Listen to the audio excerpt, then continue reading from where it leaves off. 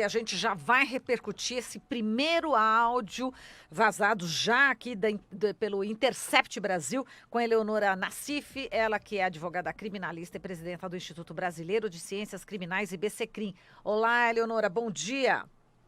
Bom dia, Marilu. É um prazer estar aqui com você novamente. Igualmente. Eleonora, bom, você acompanhou, né, esse áudio e eu queria que você falasse a respeito, né, dessa conversa, né?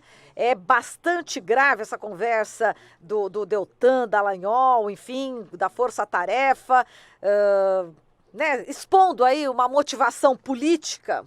É isso, né? Uma motivação política mesmo, não é isso, Eleonora? Exatamente. Marilu, a gente está com todas as entidades preocupadas com os direitos humanos, que zelam pela democracia, pela separação dos poderes, né? O legislativo, o judiciário, o executivo, estão muito preocupadas e,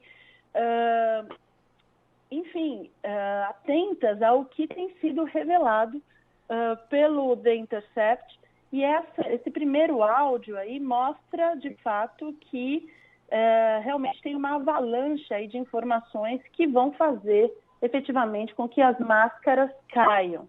Esse tipo de conversa, ela revela de forma clara o quanto essa operação Lava Jato, a pretexto de ser uma operação de combate à corrupção, e etc., ela é, na verdade, uma forma de manipulação política, é uma forma de deturpar, de desrespeitar o processo penal brasileiro em prol de interesses políticos próprios, né?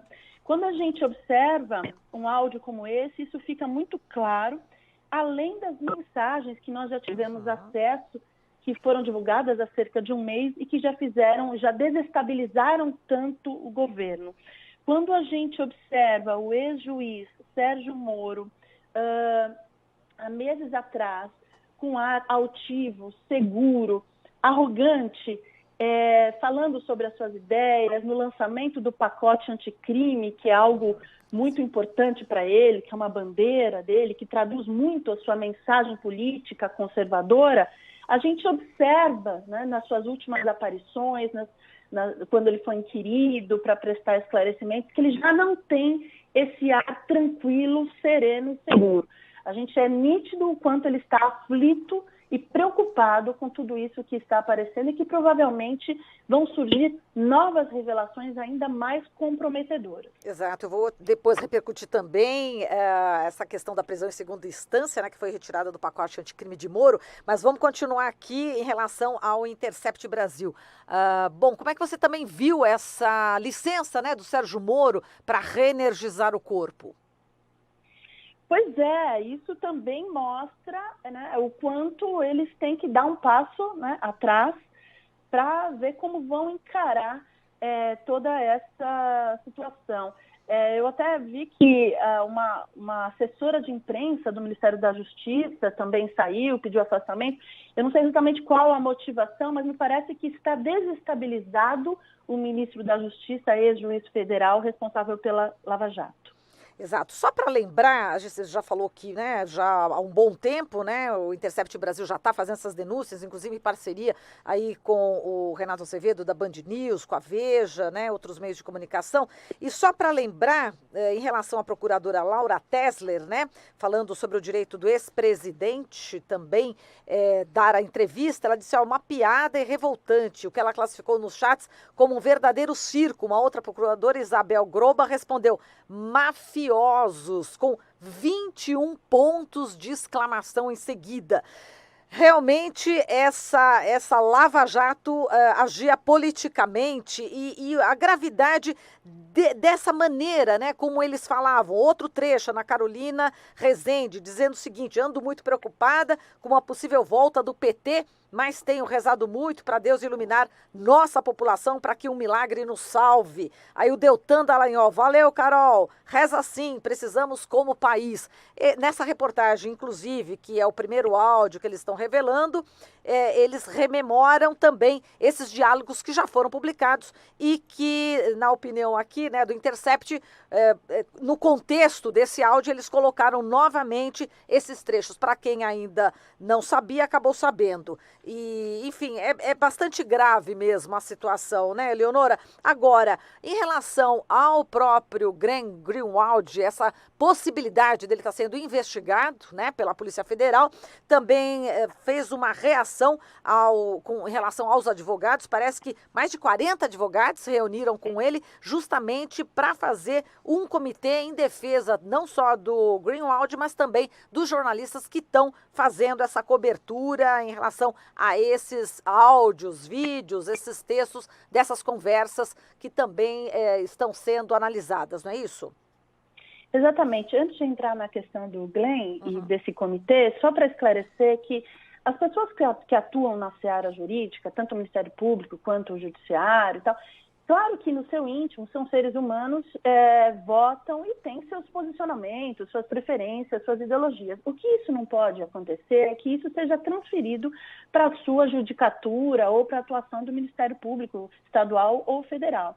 E é isso que está errado, né? É isso que a gente tem se preocupado e as vozes se levantam no sentido de que todo cidadão e cidadã tem direito a ser julgado por um juiz independente e imparcial.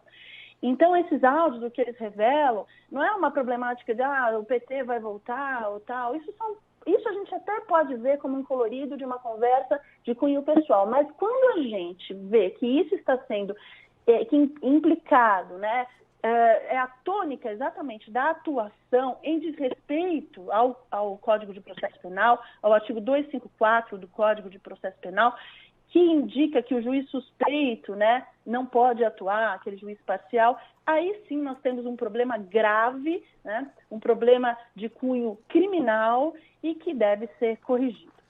Exato. Quanto ao Glenn, Marilu, eu estive nessa reunião que ocorreu. Na verdade, foram bem mais de 40 juristas, não apenas advogados, pelas minhas contas, foram 57 pessoas que lá estavam, entre elas eu. E nós percebemos que não são apenas advogados, ali havia membros do Judiciário, membros do Ministério Público, do bom Ministério Público, do bom Judiciário, porque quando a gente faz as críticas ao Ministério Público e ao Judiciário, a partir dessas mensagens reveladas pelo The Intercept e que mostram essa promiscuidade, né, esse atropelo, essas ilegalidades, né, dessa atuação conjunta, o que é constitucionalmente proibido e vedado pela nossa Carta da República, é importante ressaltar que existem entidades juristas que fazem parte ou fizeram parte, já estão aposentados do Ministério Público ou do Judiciário, que não concordam com esse tipo de promiscuidade. Esse comitê, Laura, ele foi criado e ele tem por objetivo, assim como essa reunião que houve com o Glenn e outros integrantes da equipe do The Intercept, de jornalistas, profissionais da comunicação seríssimos, note-se, tem como objetivo exatamente, em primeiro lugar, expor essa insatisfação e essa preocupação da classe jurídica com tudo o que está acontecendo, no sentido dessas irregularidades, arbitrariedades e ilegalidades. Então, ali, na verdade, foi uma espécie, em um primeiro momento, de um desabafo, né? E, num segundo momento, de uma atuação, né, no sentido de esclarecer realmente a população da importância, né, da coragem que esses profissionais do jornalismo tiveram, por ser um jornalismo independente, de veicular informações que chegaram até eles e eles são agasalhados pelo sigilo da fonte, que é constitucionalmente previsto. Perfeito. Bom, e a gente tem aqui aquela pesquisa, né, Eleonora, que 58% dos brasileiros acreditam que as conversas de Moro com procuradores são inadequadas e, como o próprio Intercept está ressaltando, na faixa etária de 16 a 24 anos, essa reprovação é de 73%. Então, até com a mídia tradicional, no caso aí, a Rede Globo ainda blindando, agora parece que as pessoas também já estão entendendo, né, que existem irregularidades, né, com esse tipo de pesquisa, não é isso? Exatamente. O senso comum, né, que na verdade ele não existe a opinião pública, Marilu. Você que é uma profissional do Sim. jornalismo, que faz isso com tanto brilhantismo, você sabe melhor do que ninguém que nenhum cidadão ou cidadã tem condições de estar em todos os lugares a todo momento. Então, tudo que a gente sabe que acontece no Brasil e no mundo, a gente recebe essas informações através do filtro da imprensa, né, que faz exatamente essa ponte entre um fato ocorrido entre aqueles que desconhecem esse fato. Exatamente por isso, né, que se chama mídia, que vem de mediar, né? Faz essa mediação, essa ponte. E, obviamente, que o profissional do jornalismo, ao fazer essa ponte, acaba por colocar, né, trazer a informação de acordo com um olhar e um colorido próprio. O grande desafio e a grande função social do bom jornalismo, que é isso que vocês fazem, que é isso que esse site independente que o The Intercept faz, é exatamente esse compromisso com trazer a informação de forma verdadeira, né? De uma forma crua, levar a informação de forma honesta para aqueles que desconhecem aquilo que efetivamente ocorreu. E não é isso que a gente vê a grande mídia fazer. A grande mídia faz essa ponte e, a partir, né, dessa ponte, desse intercâmbio de informações, acaba por redimensionar, acaba por filtrar a partir de uma ótica própria e tendências próprias à informação que é levada até a população. Então, quando a gente vê uma opinião pública, né, contrária, 73% e tal, é muito importante a gente ter em mente que isso é uma construção, é opinião publicada e não opinião pública. E quando a gente monta um comitê como esse, não é um comitê pró-Glenn, um comitê, enfim, é um comitê pela liberdade de imprensa. Isso vale para o Glenn Greenwald e também para qualquer jornalista comprometido com a liberdade de imprensa e com a veracidade das informações levadas até a população, em respeito à Constituição Federal e ao Código de Processo Penal. Perfeito. Eleonora, agora eu quero repercutir com você, né, a decisão lá do grupo de trabalho, né, criado na Câmara para analisar o pacote das reformas legislativas do ministro da Justiça, Sérgio Moro. Esse grupo de trabalho retirou do texto a proposta de liberar a prisão antes do trânsito em julgado da condenação, né? Então, retira a prisão em segunda instância desse pacote anticrime por 7 votos a 6. Foi bastante apertado, né? Mas, enfim, como é que você viu isso? Olha, eu vejo o seguinte, já existe, né, um habeas corpus em trâmite no Supremo Tribunal Federal que aborda exatamente essa questão da presunção de inocência e que, inclusive, deve entrar em pauta, não deve demorar muito. A nossa Carta da República e o nosso Código de Processo Penal já fala sobre a questão do trânsito em julgado para que possa efetivamente ocorrer a prisão de alguém aqui que está sendo processado criminalmente no Brasil. Então, quando o juiz Sérgio Moro insere, né, um dispositivo nesse pacote, nesse embrulho, como a gente costuma chamar, anticrime, na verdade, ele está chovendo no molhado, ele está querendo reforçar uma ideia que já está sendo discutida em outras instâncias que são as instâncias adequadas. Então, me parece que esse foi um dispositivo que caiu e que, na verdade, todos devem cair, porque é um projeto, é uma proposta de alteração legislativa absolutamente inócua, parcial, mal formulada e que, de fato, traz uma mensagem política conservadora, muito séria e que vai contra os direitos e garantias fundamentais previstos na nossa Carta da República. Então, esse foi apenas um que foi retirado. Os motivos que levaram a isso internamente, eu não saberia te dizer. Mas o fato é que esse foi o primeiro que caiu, tem um âmbito próprio para discussão e acredito que todos esses dispositivos devem ser rechaçados na sua integralidade. Eleonora, a gente agradece bastante aqui a sua participação, a gente agradece também o reconhecimento da nossa mídia, né, como uma mídia, né, que leva a informação, né, tanto que o nosso slogan aqui é as notícias que os outros não dão. Muito obrigada, viu, Eleonora? Um grande abraço para você. Marilu, Sim. Eu quero apenas convidar os ouvintes da Rádio Brasil Atual para o nosso seminário internacional do IBCCRIM.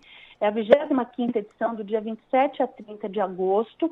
A programação, os palestrantes já estão no nosso site. E o Glenn Greenhalgh já aceitou o convite para falar no nosso seminário internacional.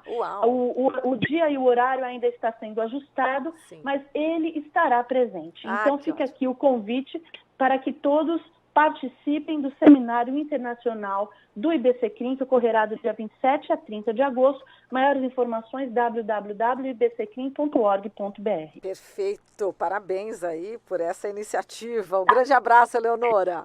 Um grande abraço e eu agradeço a oportunidade. Obrigada. Nós que agradecemos. Está aqui a Eleonora Nassif, advogada criminalista e presidenta do Instituto Brasileiro de Ciências Criminais, IBCCRIM.